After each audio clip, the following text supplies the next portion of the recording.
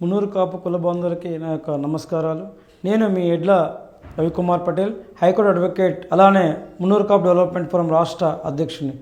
ఈరోజు ప్రభుత్వం ఏదైతే ఈ తెలంగాణ రాష్ట్రంలో మొత్తం బీసీ కులగణన పైన చర్చ జరుగుతుంది.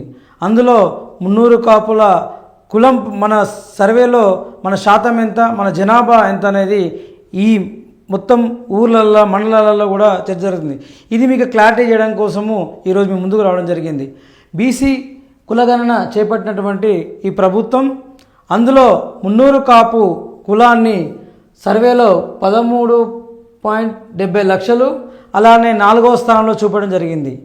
ఈ చూపెట్టిందంటే అఫీషియల్గా కూడా ఎక్కడ కూడా ప్రభుత్వ రికార్డులో కానీ ప్రభుత్వం కానీ వెల్లడించలేదు, లీక్స్ల రూపంలో రావడం జరిగింది. దీనికి మన కుల సంఘాలు అలానే మన కులంలో చర్చ జరుగుతుంది.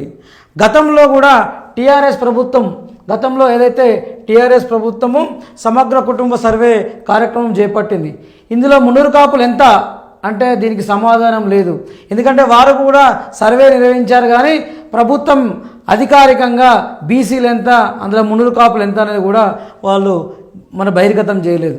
ఈరోజు ఇక్కడ ఏదైతే టీఆర్ఎస్ గవర్నమెంట్ చేపట్టినటువంటి సర్వేలో మన శాతం తెలిస్తే ఈరోజు కాంగ్రెస్ ప్రభుత్వం ఏదైతే నిర్వహించిన సర్వే అఫీషియల్గా కూడా బయటికి వస్తే అప్పుడు మనకు వ్యత్యాసం తెలిసేది. మనం కూడా గతంలో ఎన్నో సంవత్సరాలుగా మన కులంలో 18 నుంచి 22% తెలంగాణ రాష్ట్రంలో, అలానే 40 లక్షల 60 లక్షల వరకు ఉన్నామని మనం చాలా మీటింగ్లలో మున్నూరు కాపు సంఘాల నాయకులుగా చెప్తున్నాం. ఏదైతే ఈ తెలంగాణ రాష్ట్రంలో ప్రతి గ్రామంలో మున్నూరు కాపు ఉంటాడు. ఖచ్చితంగా చెప్తున్నా, ఈ 18 నుంచి 22%, 40 నుంచి 60 లక్షల మంది ఈ యొక్క తెలంగాణలో మున్నూరు కాపులు ఉంటారు. మనమే బీసీలలో అధిక జనాభా. కానీ ఈరోజు లీక్స్ రూపంలో కానీ కొంత చర్చ రూపంలో కానీ మనని ఈసారి 4వ స్థానంలో చూపడం జరిగింది. అలానే టీఆర్ఎస్ ప్రభుత్వంలో 2వ స్థానంలో చూపెట్టారు. ఈ రెండు నిర్వహించిన సర్వేలో కూడా ఎలాంటి అధికారికంగా రాలేదు. అలానే ఈ మున్నూరు కాపుకి ఇప్పుడు ఏదైతే సర్వే నిర్వహించారో గత ప్రభుత్వం నిర్వహించిన సర్వే వెల్లడించినందుకు ఈ మధ్య చేపట్టినటువంటి ప్రభుత్వం సర్వేలో కూడా చాలామంది పాల్గొనలేదు. దానివల్ల సంఖ్య తక్కువ రావచ్చు, లేకపోతే ఇది ఒక అంకెల గారడిగా వాళ్ళకి ఇష్టం ఉంచినట్టు ఒక అంకె రాసేసి వదిలేశారు. కానీ నేనేమంటున్నా అంటే మున్నూరు కాపులు ఈ రాష్ట్రంలో బీసీలో ఖచ్చితంగా మొదటి స్థానంలో ఉంటారు. మనం 40 నుంచి 60 లక్షల మంది జనాభా ఉంటారని మీకు తెలియజేస్తున్నాము. అలానే వేరే కులాలకి ఉపకులాలు ఉంటాయి, కానీ మున్నూరు కాపుకి ఎక్కడ కూడా కులం ఉండదు. ఒకటి మున్నూరు కాపు బీసీడీ అంతే, సీరియల్ నెంబర్ 20. అదే ఇతర కులాలకు వస్తే బీసీలల్లా ఏదైతే యాదవులల్లా కుర్మ యాదవ, ఇట్లా ముదిరాజు, గంగపుత్ర, ఇట్లా కొన్ని ఉపకులాలు కలిపి వాళ్ళ పర్సంటేజ్ ఎక్కువ కావచ్చు. కానీ ఈ యొక్క తెలంగాణ రాష్ట్రంలో ఉపకులం లేని కులం ఏదైనా అంటే అది మున్నూరు కాపులే.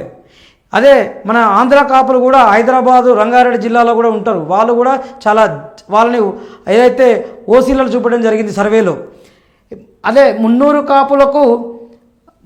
కాపులు జనాభా ఎక్కువ ఉంటే లాభమా నష్టమా, ఇది మన కులానికి. సరే, మనము 50 కోట్ల మంది 50 లక్షల మంది ఉన్నాం, 1 కోటి మంది ఉన్నాం, 20 లక్షల మంది ఉన్నాం, 40 లక్షల మంది, మనకి ఏం లాభం? గత ప్రభుత్వాలు ఎప్పుడైనా మున్నూరు కాపుకి న్యాయం చేసినాయా? ఎక్కువ బీసీలో నెంబర్ 1 ఉన్నామని చెప్పేసి, అధిక జనాభా ఉన్నామని చెప్పేసి మనకేమైనా లబ్ధి చేకూరిందా గత ప్రభుత్వాల నుంచి వెళ్ళి? ఈ ప్రభుత్వం కానీ గత 50-60 సంవత్సరాలు కూడా ఏ గ్రామంలో ఏ బీద మున్నూరు కాపు కూడా ఒక ప్రభుత్వం నుంచి పథకాలు లేవు, ఓ ఆసరా లేదు. జనాభా ఎక్కువ ఉంటే లాభం. రాజ్యాధికారము కోసమా ఈ జనాభా అంటే?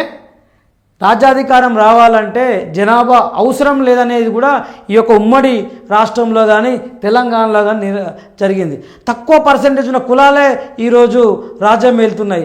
గతంలో కూడా ఉమ్మడి రాష్ట్రంలో కూడా తక్కువ జనాభా ఉన్నటువంటి అంటే 2%, 3%, 1% ఉన్న వాళ్ళే ముఖ్యమంత్రి అయ్యారు. మరి బీసీలలో మనం అధిక శాతం ఉన్నాం, అలానే బీసీలు కూడా అధిక శాతం ఉన్నారు. మరి బీసీ ముఖ్యమంత్రి అయిందా?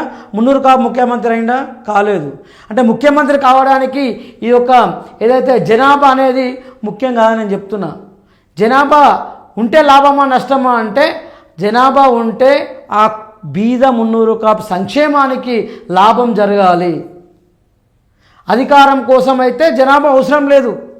ఏదైతే సంక్షేమ పథకాల కోసము మనంతా చైతన్యంగా ఉంటే ఖచ్చితంగా ఏ ప్రభుత్వం ఉన్నా ఆ ప్రభుత్వం దగ్గర నుంచి మన లబ్ధి సబ్సిడీలు తీసుకోవడానికి అవకాశం ఉంటుంది. అలానే అభివృద్ధి కావాలి. మనకి అభివృద్ధి కావాలంటే ఎప్పుడైతుంది?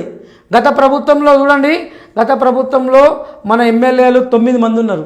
ఇప్పుడు ఎంతమంది ఉన్నారు మన ఎమ్మెల్యేలు? 3కి పరిమితమైనరు. ఎందుకు తగ్గింది అంటే నాయకుల లోపమా లేతే మన మునురుక ప్రజల తప్పిదమా? ఏదైతే వ్యవస్థలో రాజకీయ నాయకులు కులాన్ని పట్టించుకోకపోవడం, కులంకి ఏదైతే బీదవాడికి కావాల్సిన పథకాలు సంక్షేమం మీద రాజకీయ నాయకులు మన ప్రజాప్రతినిధులు ఎప్పుడు కూడా కొట్లాడకపోవడం వల్ల వారు ఓడిపోవడం జరిగింది. గతంలో కూడా ప్రతి గవర్నమెంట్లో కూడా మున్నూరు కాపు ఖచ్చితంగా మంత్రి ఉన్నాడు. ఈసారి మంత్రి ఉన్నారా మన వాళ్ళు? మంత్రి లేరు. ఎందుకు ఈ పరిస్థితి వచ్చింది అంటే మన రాజకీయ నాయకులకి కుల సంఘాలకి ప్రజలకు మధ్య ఒక వారధి కట్ అయిపోయింది. వారు ఎప్పుడు కూడా మన గురించి వాళ్ళు కొట్లాడలేదు. ఏదైతే గత ప్రభుత్వంలో ఇంతమంది 9 మంది ఎమ్మెల్యేలు ఉన్నప్పుడు కూడా మన సంక్షేమం కోసం కానీ మనకు కానీ ఎలాంటి లబ్ధి జరగలేదు. అది ఇంకోటి ఉపకులాలలో కూడా మేము కూడా ఈ ఏదైతే సర్వే నిర్వహించినప్పుడు కూడా మేము కుల సంఘాలుగా బాధ్యత తీసుకొని, ఎందుకంటే మనని వివిధ ఏరియాలలో మున్నూరు కాపుల్ని కొంతమంది పటేల్గా, కొంతమంది రెడ్డి పెట్టుకుంటారు, కొంతమంది రావు పెట్టుకుంటారు, కొంతమంది నాయుడు, కొంతమంది మున్నూరు, అందరికి ఒకటే చెప్పినాం, మున్నూరు కాపు అని రాపియండి, మీ పేరు చివరన ఏమున్నా కూడా మేము అది ఖచ్చితంగా మీరు పాటించాలని కూడా మేము ప్రచారం చేసినాం. అయితే ఖచ్చితంగా సర్వే జరిగితే శాస్త్రీయంగా అది డాటా అంతా నీకు కంప్యూటరైజ్ చేసి ఉంటే మనది ఈ 13 లక్షలు రాదు. మనది ఎన్ని లక్షలు వస్తుందంటే 40 నుంచి 60 లక్షల మంది వస్తారు. ఇది మనకు జరిగినది. తక్కువ చూపెట్టడం వల్ల ఏదైతే రాజకీయంగా ఇబ్బంది పడతారు ఎవరు, ఇప్పుడు భవిష్యత్తులో పదవులు రావాల్సిన వాళ్ళు లేదా టిక్కెట్లు ఇచ్చే టైంలో మున్నూరు కాపులు తక్కువ ఉన్నారు జనాభాలో, ఒక 3 to 4% ఉన్నారు తెలంగాణ అని చెప్తే మనకు రాజకీయంగా దెబ్బపడే అవకాశం ఉంది.